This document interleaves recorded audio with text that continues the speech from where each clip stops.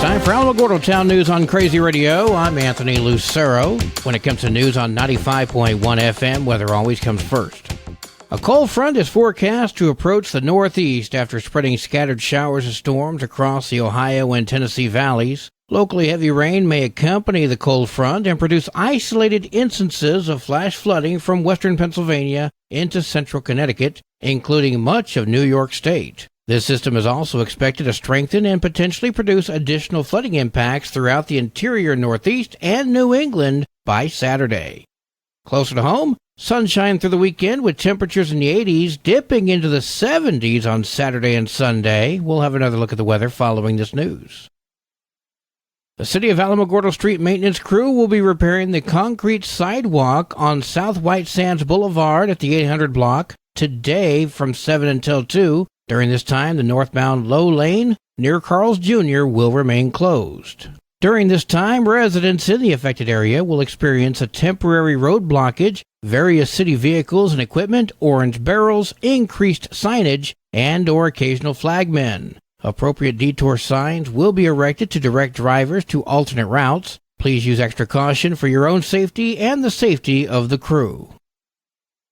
Construction activities continue just to the east of Valley View Avenue to Poplar Drive. Roads will be closed to through traffic. The contractor will work to keep access for residents, but delays for the access should be expected. This is affecting people on Holloman Avenue, Bonita Avenue, White Sands Avenue, and surrounding areas. This project should be completed by late March 2024. The Alamogordo Family Recreation Center is excited to announce they're going to be offering badminton for the Homeschool PE Series. Registration opens up this Monday and will remain open until November 6th. If you have any questions, please call 575-439-4142. Tularosa High School will be having a blood drive this coming Tuesday, October 10th, from 10 until 2 at the Bloodmobile. The blood drive will be operated by Vitalent and will be offering free T-shirts to those that show up. The Zubu Costume Contest is in need of sponsors. Your business would be on the city website and all Zubu advertising, plus a free vendor spot. If you have any questions about that, call 575-439-4159. The Zubu is happening on Saturday, October 28th from 9 until noon, and that event is free. October is a very busy month for the Desert Lakes Golf Course due to all the tournaments this month. There's going to be players visiting from all over the Land of Enchantment and the entire Southwest in order to participate in several amateur and professional tournaments, an all-locals tournament, and a charity tournament as well. Members of the community, regardless of your skill level, are encouraged to come out and participate in the charity tournament for Love Inc. on Saturday, October 21st. Details of this and other tournaments are on the City of Alamogordo Facebook page. If you want some free food, volunteers are needed for the Battle of the Food Trucks Round 2, which is happening this Saturday at Washington Park. Volunteers are going to receive a plate of food and an event T-shirt. Vendor setup assistants, parking attendants, flyer handout distributors, and tear-down cleanup helpers are needed. You can use the link to sign up to be a volunteer in any position which interests you on the City of Alamogordo Facebook page.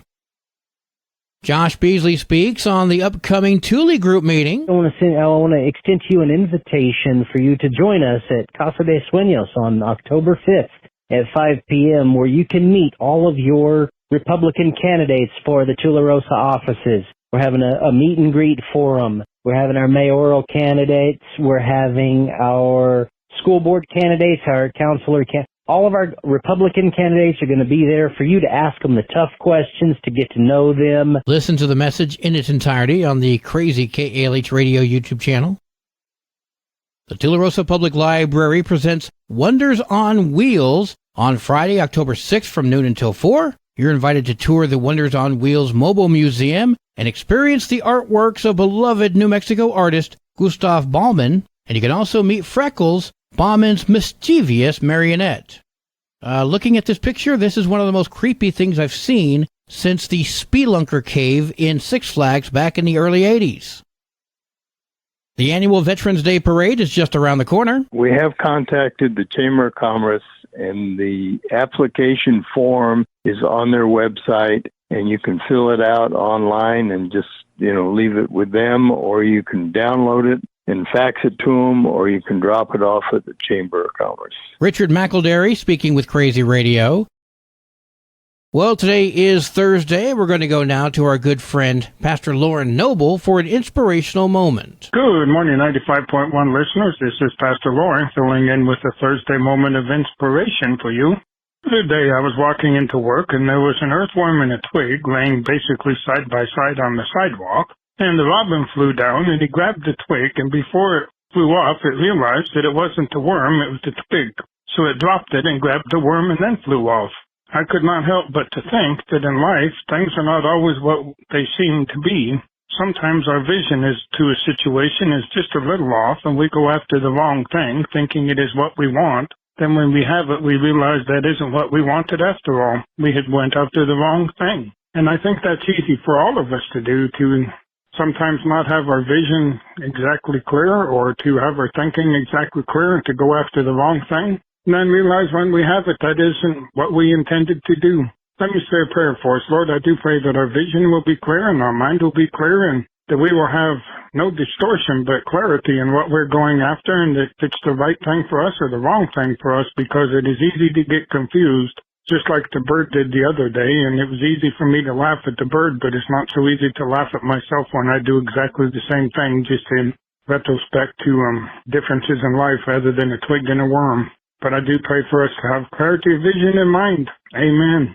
Until we meet again, blessings to you. News from around the state in just a moment. This is Alamogordo Town News on Crazy Radio. I'm Anthony Lucero. AlamogordoTownNews.com is a locally owned website featuring local news matters from a local perspective that affects you, and we bring it to you directly. Plus, local sports, cultural arts, and events. Online, AlamogordoTownNews.com. Owned and operated by Second Life Media. We are Otero County. Directory Plus is the right size book. It's the book if you need a phone book. That's what just one person has to say about Directory Plus. With its red cover, features, colorful yellow pages, and lots more, it's no wonder people all over use Directory Plus. It has so much more information. You can cross-check phone numbers or addresses or pretty much anything. Look on the plus side, Directory Plus. I'm a big fan of Directory Plus. New Mexico State Police are investigating after the Children, Youth, and Families Department building in northeast Albuquerque was damaged by gunfire yesterday. State police say employees learned of the shooting when they arrived for work and found one of the windows broken out. Officers found a bullet had struck the building and then struck the window. The building was unoccupied at the time of the reported shooting, and is believed the incident occurred after hours. There are differing opinions about whether local departments should investigate the incident they're involved in when it comes to police shootings. We have actually hired a use of force expert. We will be speaking about it in a later press conference more about this individual specifically. But we have hired a use of force expert. This use of force expert will become an internal monitor to the Albuquerque Police Department who reviews shootings past the Department of Justice being here. This individual will give us a view from the outside and will not be accountable to the chief. Albuquerque Police Chief Harold Medina speaking yesterday during a news conference about his own department's use of force during the first half of 2023. There have been 7 reported shootings by officers in the first half of this year.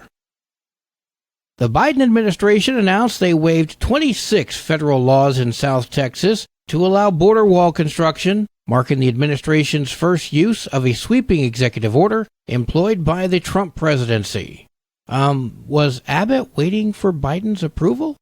The Department of Homeland Security posted the announcement on the U.S. Federal Registry with a few details outlining the construction in Starr County, Texas, which is part of a busy Border Patrol sector seeing high illegal entry. According to government data, over 250,000 illegal entries have been recorded in this region during the current fiscal year. Illegal migrants coming to our country are ending up homeless on the streets of New Mexico. As a result, nonprofit organizations contracted by Albuquerque are raising the alarm about the number of illegal migrants. The alarm was raised long before Texas Governor Greg Abbott announced that he was going to be sending a busload of illegal migrants to Albuquerque. Abbott will be sending about 100 illegal migrants to the Land of Enchantment per week. The Community Asylum Partnership is made up of about a dozen nonprofit groups that sent a letter to Albuquerque Mayor Tim Keller, Albuquerque City Councilor Pat Davis, and the Bernalillo County Commissioners. They also carbon copied the governor's office.